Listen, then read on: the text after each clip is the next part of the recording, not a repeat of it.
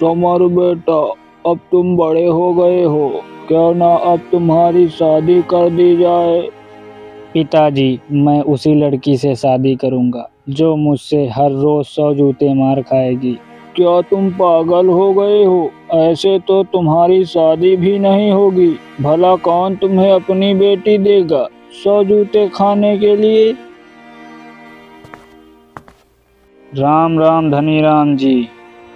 राम राम भैया, कैसे हो? सब बढ़िया तो है? जी सब बढ़िया है, बस अपनी बेटी के रिश्ते के लिए आपके घर आया था। सुनिए, मैं उसी लड़की से शादी करूंगा जो मुझसे हर रोज 100 जूते मार खाएगी। वही मेरी पत्नी बनेगी जिसे मैं हर रोज 100 जूते मार सकूं। ये तुम क्या कह रहे हो? ऐसे तो तुम्हारा विवाह ही नहीं होगा। कौन अपने जिगर के टुकड़े को इस बेवकूफ के पास भेजेगा मार खाने के लिए? नहीं नहीं, मैं तो चलता हूँ। जय राम जी की। तो आपने क्या विचार किया? मैंने तो सीधे सीधे मना कर दिया। तुम ही बताओ, भला कौन अपनी बेटी को पीटने के लिए भेजेगा? ठीक किया आपने, जो रिश्ते के लिए मना कर दिया। वो हमारी बेटी है, कोई खिलौना थोड़ी। पिताजी, मैं उसी लड़के से शादी करना चाहती हूँ। बेटी, ये तुम क्या कह रही हो? तुम उस पागल सनकी से शादी क्यों करना चाहती हो? तुम्हें पता है वो हर रोज 100 जूते तुम्हें मारेगा। पिताजी, मुझे उससे कोई फर्क नहीं पड़ता। बस आप मेरा विवाह उस लड़के से करवा दीजिए। अरे तुम पागल हो गई हो क्या? रोज 100 जूते खाकर तो तुम्हारे सिर में बाल भी नहीं बचेंगे। तुम गंजी हो जाओगी। तुम उस पागल सनकी से शादी करने का विचार छोड़ दो। मैं तुम्हारे लिए अच्छे से अच्छा लड़का ढूंढ लाऊंगा। नहीं पिताजी, मैं उसी लड़के से शादी करूंगी। पिताजी, आपको मेरी कसम, मेरी शादी उसी लड़के से करवा दो। अगर तुम्हारी यही इच्छा है तो मैं कल ही जाऊंगा।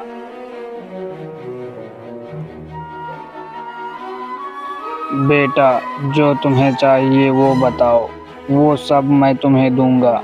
बस जो तुमने अजीब शर्त रखी है, रोज 100 जूते मारने वाली, उसे भूल जाओ। सुनिए, मुझे एक फूटी कौड़ी नहीं चाहिए और ना ही कोई दहेज चाहिए। बस शर्त वही रहेगी। अगर तुम्हें अपनी बेटी की शादी करनी है तो करो, नहीं तो अपनी बेटी के लिए कोई और रिश्ता ढूंढ लो। अब पिता क्या करता, बेटी की तो यही इच्छा थी, इसीलिए उसने रिश्ता पक्का कर दिया। फिर दोनों का विवाह हो गया। कनक दुल्हन बनकर समर के घर आई। चलो सिर अपना आगे करो, मुझे 100 जूते मारने हैं। 100 जूते तो आप मार लो, मुझे कोई आपत्ति नहीं है। सब कुछ जानकर ही मैंने तुमसे शादी की है, इसीलिए मैं 100 जूतों से नहीं डरती। पर आप मुझे एक बात बताइए, मेरे माँ बाप ने मुझे जन्म दिया, पाला पोसा बड़ा किया और इतने धूमधाम से मेरी शादी की, आज तक उन्होंने मुझे एक थप्पड़ नहीं मारा, तो आप मुझे किस अधिकार से 100 जूते मारोगे? आपकी कमाई का तो मैंने अभी तक पानी भी नहीं पिया। जो खाना खाया वो तो तुम्हारे माता पिता की कमाई का था। मैंने तो अभी तक आपकी कमाई का कुछ इस्तेमाल भी नहीं किया, तो आप मुझे किस अधिकार से 100 जूते मारोगे? पहले मुझे अपनी कमाई का कुछ खिलाओ पिलाओ तो सही, तभी तो हकदार होगे मुझे 100 जूते मारने के।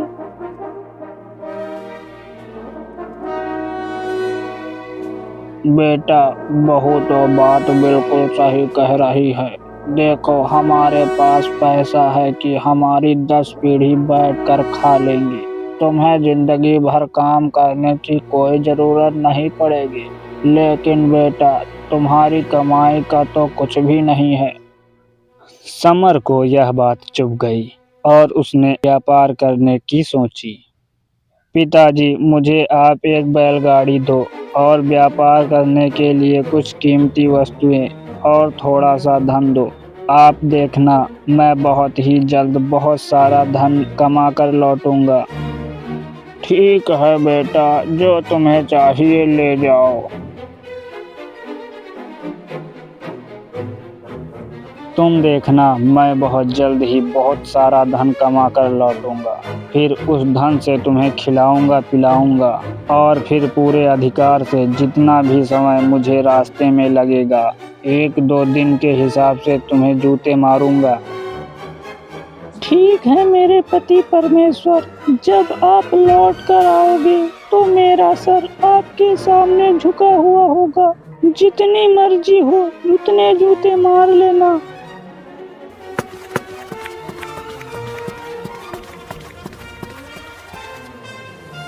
अच्छा, अब की बार तुम आए हो, तुम्हारे पिताजी नहीं आए।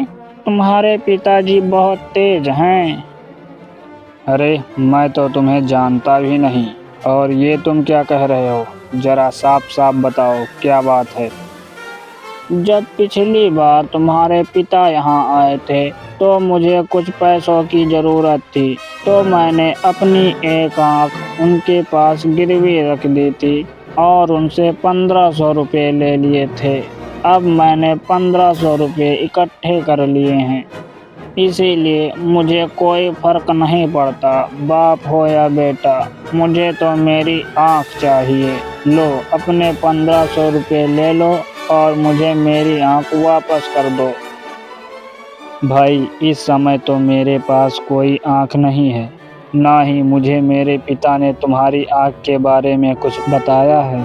जब मैं अगली बार आऊँगा तो तुम्हारी आँख ज़रूर लेता आऊँगा। अभी तुम कुछ पैसे लेकर मामला रफा दफा कर दो। ठीक है, अभी तुम मुझे 1000 रुपये दे दो। अगली बार जब आना तो मेरी आँख ज़रूर लेते आना। ठीक है, अगली बार जब आऊँगा तो तुम्हारी आँख ज़रूर लेता आऊँगा। चलो, 1000 रुपये में तो जान छूटी।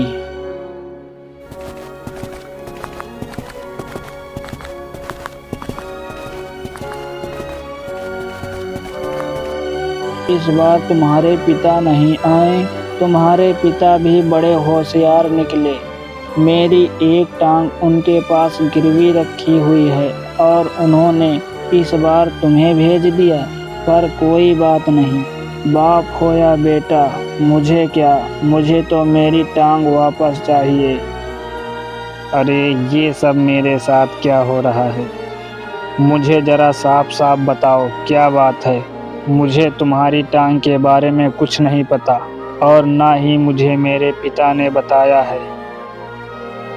जब पिछली बार तुम्हारे पिताजी यहाँ आए थे तो मुझे उस समय कुछ रुपयों की ज़रूरत थी, तो मैंने 1000 रुपये में अपनी टांग तुम्हारे पिताजी के पास गिरवी रख दी थी।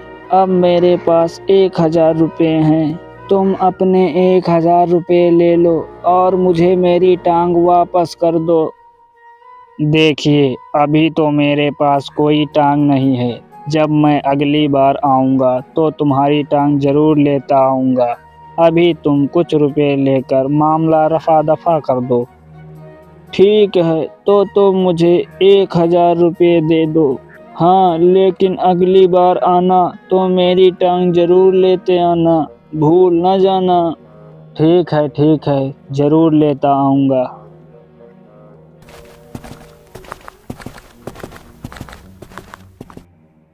लगता है तुम यहाँ पर नए हो। जी हाँ। तब तो तुम हमारे अतिथि हुए। हमारे यहाँ की परंपरा है कि जब भी कोई अतिथि आता है तो हम उसे सोने के गिलास में दूध पिलाकर उसका स्वागत करते हैं। तुम बैठो, मैं अभी दूध लाई।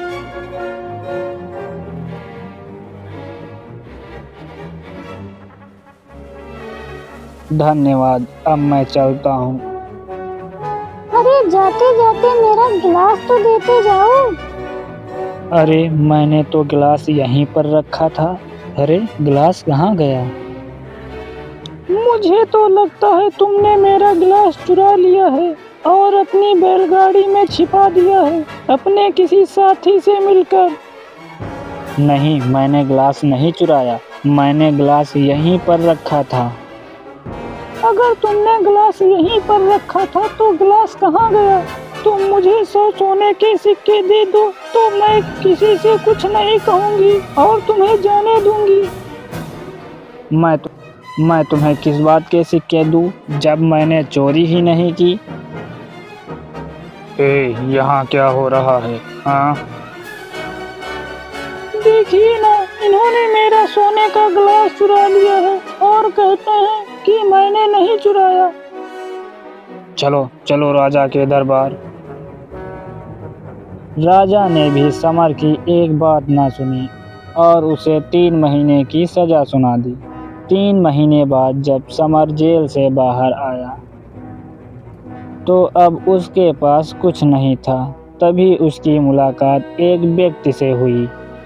तुम कौन हो और यहाँ क्या कर रहे हो? समर ने फिर सारी बात उस व्यक्ति को बताई। भाई, ये ठग नगरी है और इसमें जो एक बार फंस जाता है वह बाहर बहुत मुश्किल से ही निकल पाता है। मैं गाना गाकर अपना पेट भरता हूँ। अगर तुम्हें नाचना आता है तो तुम औरत का भेष धरकर तुम मेरे साथ नाचना और मैं गाऊंगा। ठीक है, और कोई चारा भी तो नहीं? पिताजी, मेरे पति अभी तक वापस नहीं आए तो मैं उन्हें ढूंढने जाना चाहती हूँ। बेटी, तुम उसे कहाँ ढूंढोगी? मैं ही उसे ढूंढ कर लाता हूँ। नहीं पिताजी, तुम्हारी उम्र हो चुकी है, इसीलिए तुम घर पर ही रहो। मेरे पति मेरी वजह से घर से बाहर गए हैं, इसीलिए मैं ही उन्हें लेकर आऊंगी। बस आप 2 बैलगाड़ी और कुछ धन दे दो जिससे मैं अपने पति को वापस ला सकूं। बेटी, जो तुम्हें चाहिए वो सब ले जाओ। ठीक है पिताजी, तो मैं जाने की तैयारी करती हूँ। बेटी, अकेले मत जाओ। हमारे पास हमारे विश्वास पात्र 2 आदमी हैं। इन्हें अपने साथ लेकर जाओ, वो तुम्हारी सारी बातें मानेंगे। ठीक है पिताजी।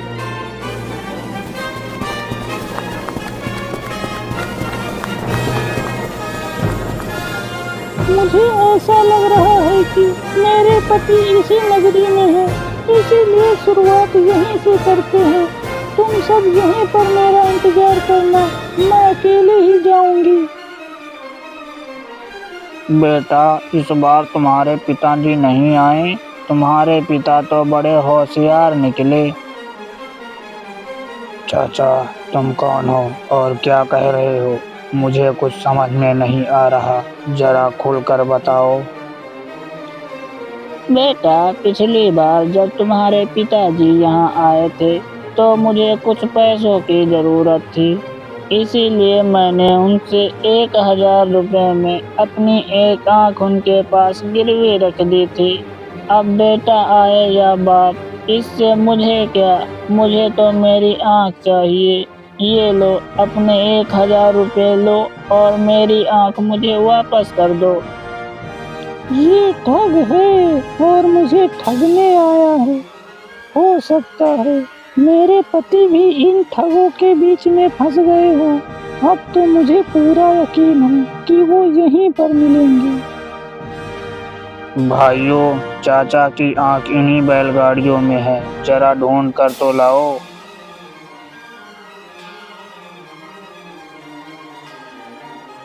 मालिक, चाचा की आँख तो मिल ही नहीं रही।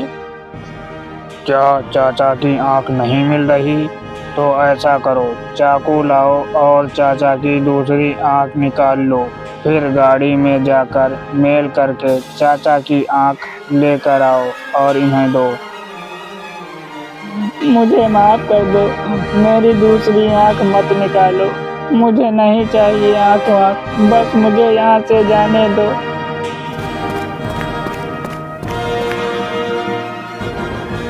मालकिन, यहाँ के लोग तो बड़े शातिर हैं, इसीलिए हम आपको अकेला नहीं जाने दे सकते। ठीक है, एक लोग मेरे साथ चलो, बाकी तुम बैलगाड़ी की रखवाली करो।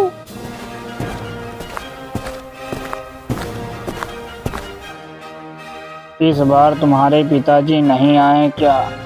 पिछली बार जब तुम्हारे पिताजी आए थे तो मैंने अपनी टांग उनके पास गिरवी रख दी थी। खैर, बेटा हो या बाप, मुझे क्या, मुझे तो अपने टांग वापस चाहिए। ये लो, अपने 1000 रुपये लो और मुझे मेरी टांग वापस करो। काका, हमारी गाड़ियों में बहुत सी टांगें लदी हुई हैं, पता नहीं पिताजी ने किस किस की टांग गिरवी रखी है। अब तुम्हारी टांग कौन सी है, कैसे पता चलेगा? काका, ऐसा करो, तुम या दूसरी टांग भी हमें काट कर दे दो, जिससे हमारे आदमी गाड़ी में जाकर तुम्हारी टांग का मेल मिलाकर ले आएंगे। भाई, काका की टांग काट लो। रहने दो, मुझे नहीं चाहिए मेरी टांग, बस तुम मुझे यहाँ से जाने दो। अरे काका, अपनी टांग तो लेते जाओ।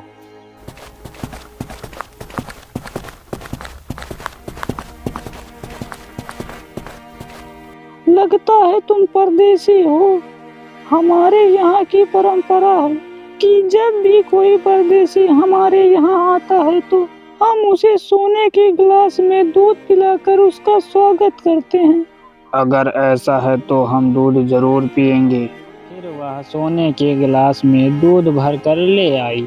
कनक ने दूध पिया और गिलास जमीन पर रख दिया।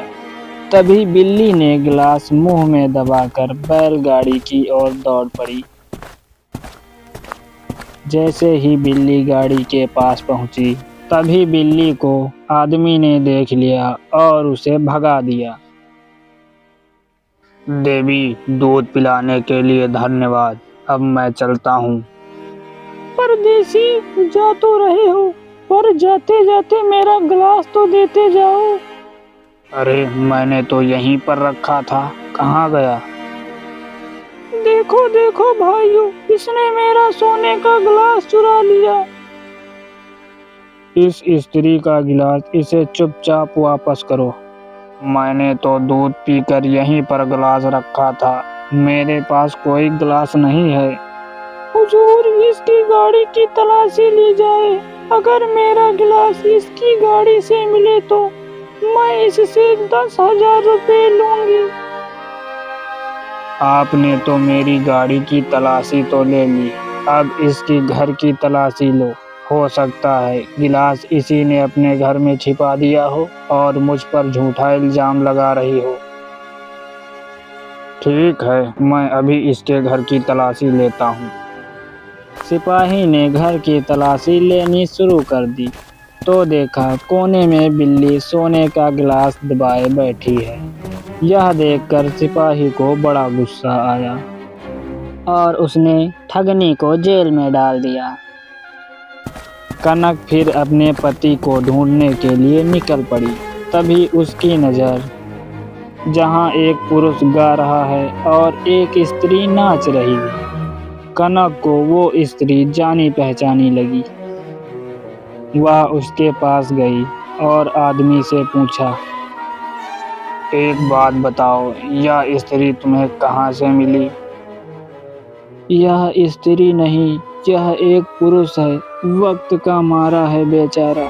हम दोनों पेट भरने के लिए नाच गा रहे हैं। इसका मतलब यही हमारे पति देव हैं। अगर तुम मेरे साथ चलो तो मैं तुम्हें इससे भी अच्छा काम दे सकता हूँ। ठीक है, मैं चलने के लिए तैयार हूँ। सुनो नौजवान, मुझे व्यापार के लिए 8 दिनों के लिए बाहर जाना है और तुम्हें एक बैलगाड़ी की रखवाली करनी है। 8 दिन बाद लौटकर मैं तुम्हें 1000 सोने के सिक्के दूंगा और अगर मैं 8 दिन के बाद नहीं लौटा तो ये मेरी बैलगाड़ी तुम्हारी हो जाएगी।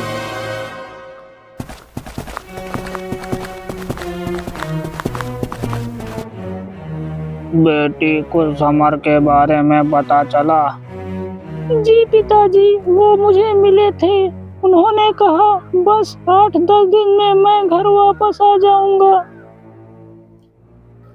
लगता है सौदागर अब वापस नहीं आएगा। अब तो ये गाड़ी मेरी है। अब मैं चलता हूँ अपने घर। कितने दिन हो गए घर से निकले हुए।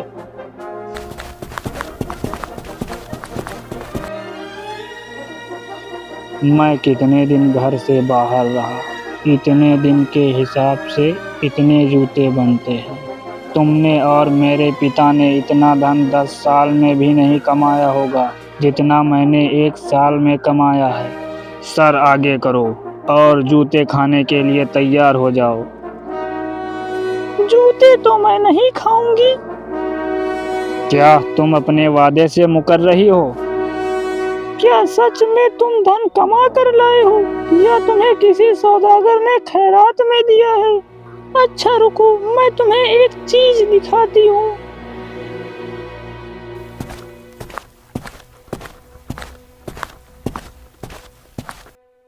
तुम्हें कुछ याद आया? जो सौदागर तुम्हें मुसीबत से निकाल कर लाया है, जिसने तुम्हें एक गाड़ी माल से भरी दी, वो कोई और नहीं, मैं ही थी। इस बात को यहीं पर दबा दो भाग्यवान, किसी और से मत कहना। आज से जो तुम कहोगी मैं वही करूँगा, लेकिन ये सब तुम किसी और को मत बताना। तो अब तो 100 जूते नहीं मारोगे? नहीं नहीं भाग्यवान, चाहे तो तुम मुझे 100 जूते मार लेना, पर इस राज को राज ही रहने देना।